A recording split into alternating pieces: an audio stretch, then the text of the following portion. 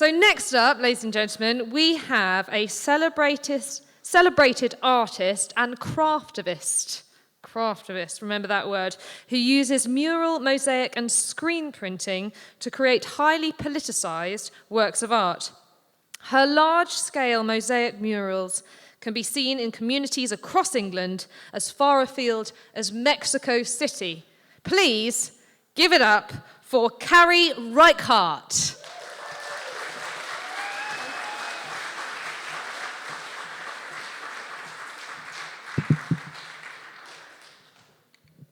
Hi.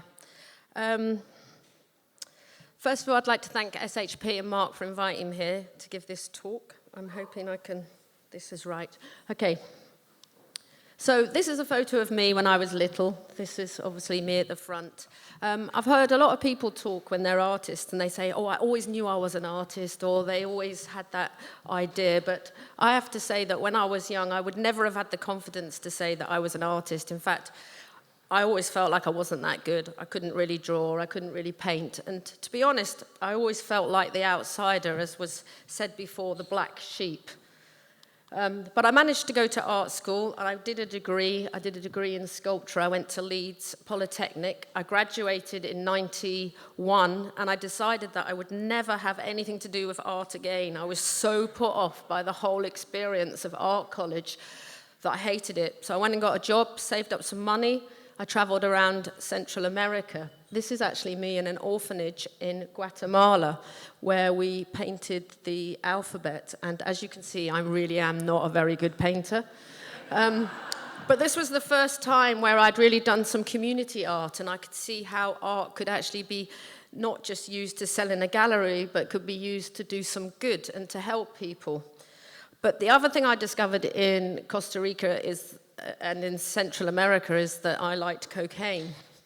And actually, when I came back, I had a complete and utter nervous breakdown.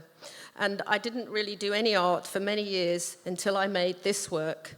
You can't read it, but that actually says that sometimes emotional pain is so great that physical pain is preferable.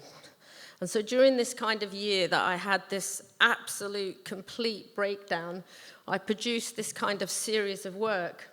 And for me, this was art therapy. For me, it was really strange, but making this work, I would say, probably stopped me from committing suicide, because in a way, I could make this work and I could communicate how badly I felt, and it kind of distanced me, but it gave me it made me really realize the power of art and the power of creativity to kind of express ourselves in our darkest moments.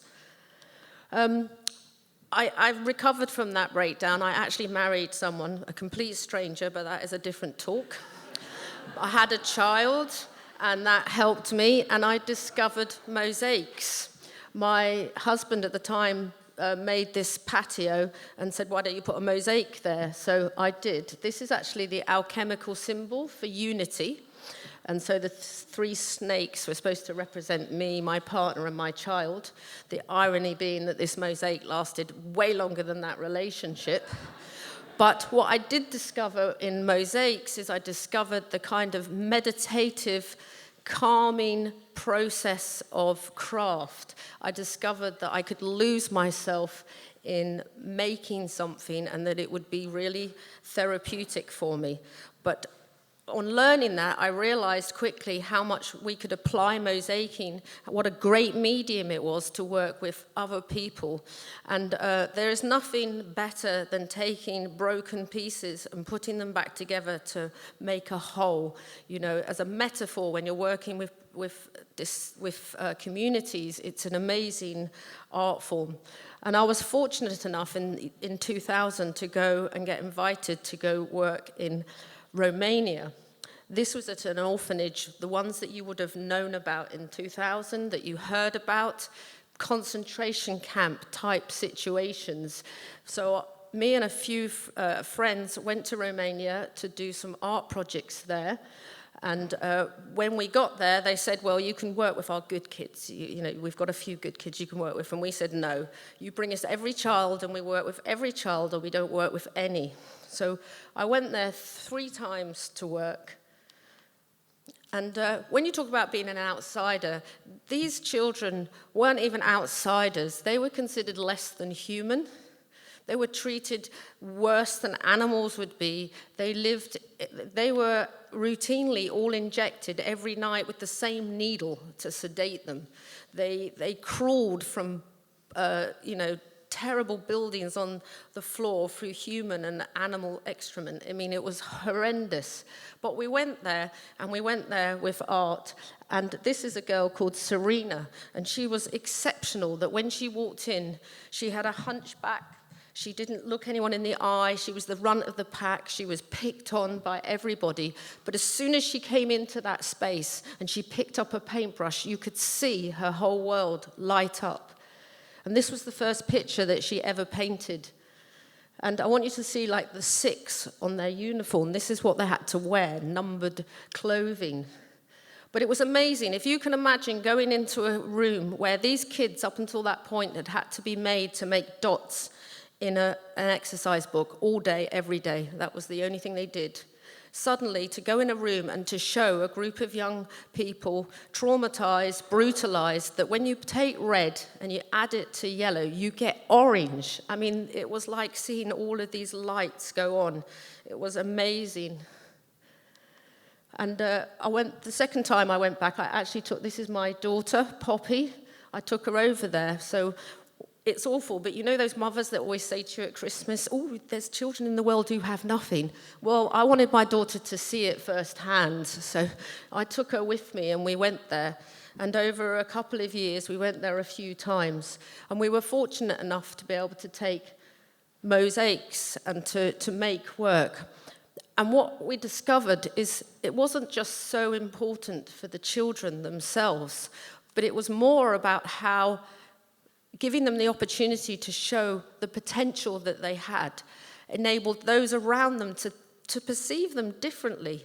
Because, at this time, Romania was such a harsh place that I think if you can't feed your own children, you have to cut yourself from other people. And so they'd literally looked upon these kids as less than being human. And suddenly, we were showing their humanity by showing what they could do, given an opportunity. And on the third time we came, can you see, they've all got uniforms now, because the local TV crew came, because they were so amazed about what we were doing and what we were achieving, that they actually came to film us. And so I believe that over the period of time that we were there, we really did help a community to be able to reposition these children and see them in a different way. Romania joined the EU, and then all these orphanages closed down, and many of these kids were resettled back into society. And this was we made a school sign for them, which I think signs and things are really important.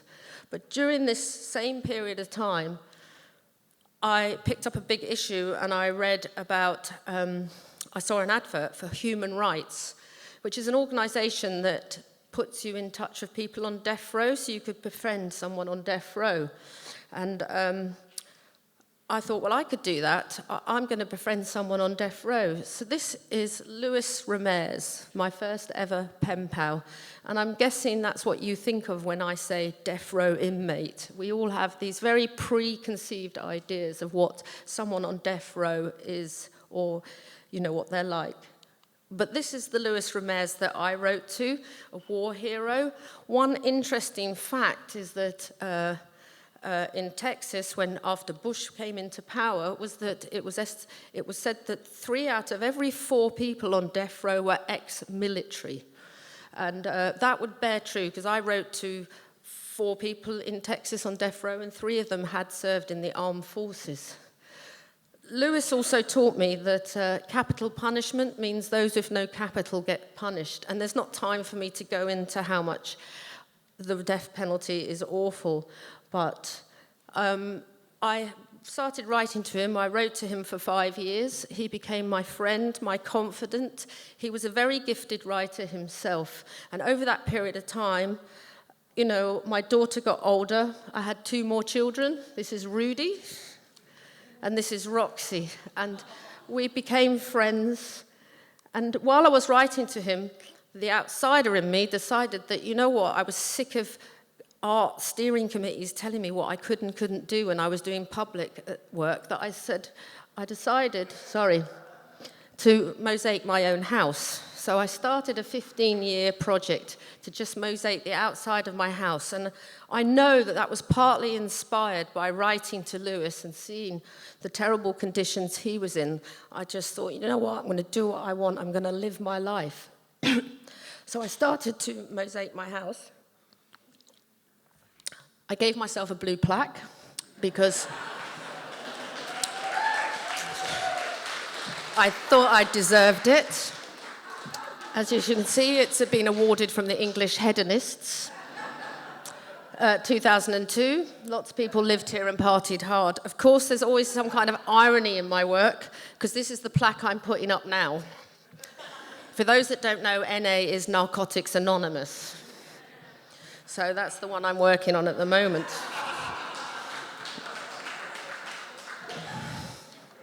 But this was the front of my house. When I put this up, it was so funny because my neighbour went, "Oh, Carrie, what have you done? You've put a 12-inch penis on the front of your house." I'm like, "Mary, that's your dirty mind. That is a tiki totem pole." And she went, "Oh, Carrie, it's got a scrotum and everything."